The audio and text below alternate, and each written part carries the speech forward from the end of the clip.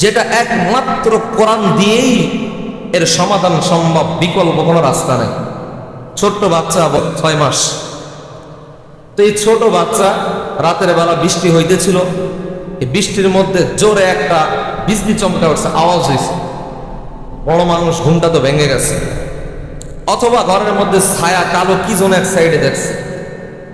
এই বাচ্চা এখন মায়ের দুধটাও মুখে নেয় না, কোনো খাবারও খায় না, ঘুমায়ও না, শুধু কান্দে আর কান্দে।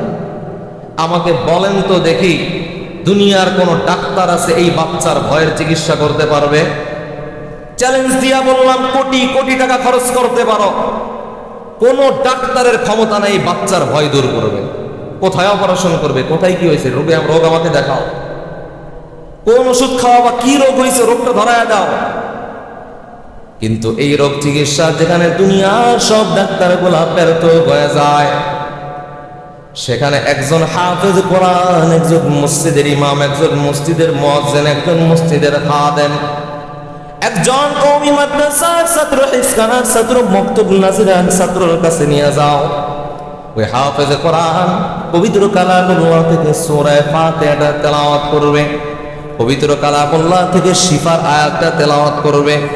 এক গ্লাস পানির মধ্যে দম দিয়ে একটু পানি খাওয়া দিবে, আর একটু পানি মুখে ছিটায়া দিবে। মুহূর্তের মধ্যে ওই বাচ্চা ভেতর থেকে ভয়টা দূর হয়ে যাবে, ঠিক না বেটি?